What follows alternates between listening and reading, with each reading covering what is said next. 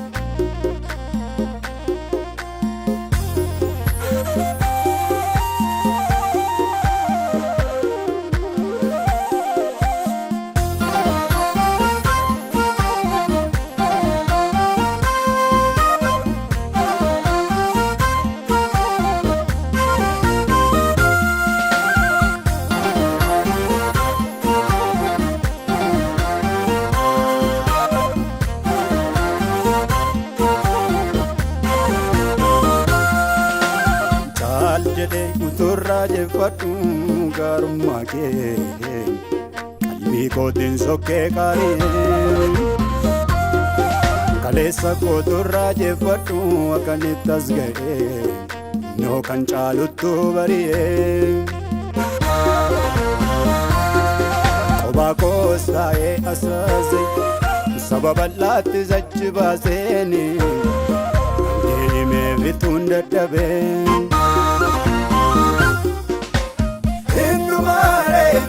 Ange azam enumare Ange rupatham enumare Ange azam enumare Ange rupatham enumare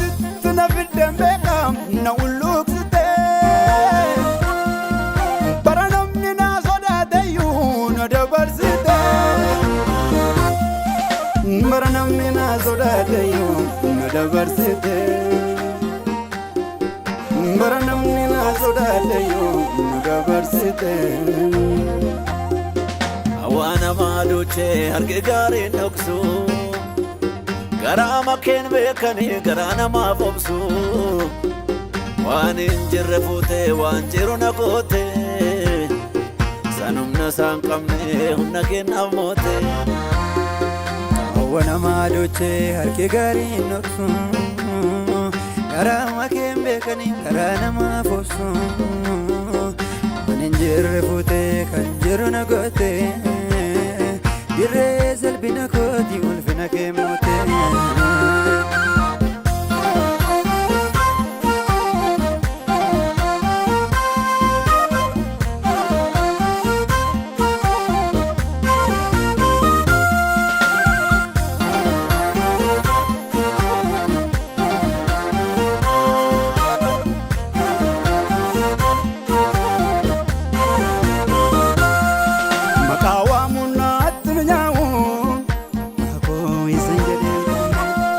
Akana mabdaden kanamne Jesus zede manikon makawa munat yaun abba izingade akana mabdaden kanamne Jesus zede manikon utotina narkinate silabade borbon chade siduna wallane mi damako izanga damne kitabe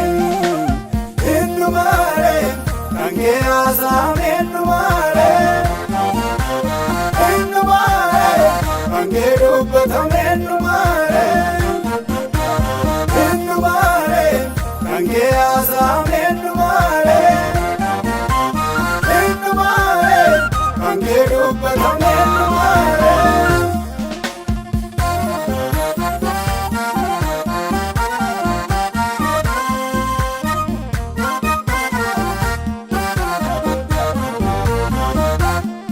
Garumad tinat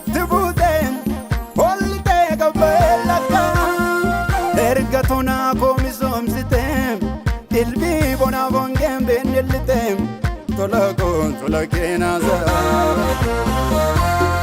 Kan eenyuun fakkaatuun gargaarsi kee kan beeku beeka kaamiyaa kee. Gaafalli koo toorarraa kaatee akka tasaana biraan baatee mati achittan argee firmaa kee. Kan barbaadde yaamtaa silaa mari'attu karaan yaawattu beeka faanni kee. Warra tuffatameef situ gaaddisa mana dhayyeessa rakkaa silaa karaan kee.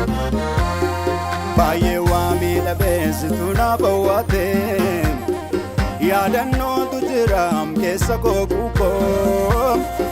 Gabaa wajjin miti manaaf firoomni kee afonduuna buusettan argees beekaa.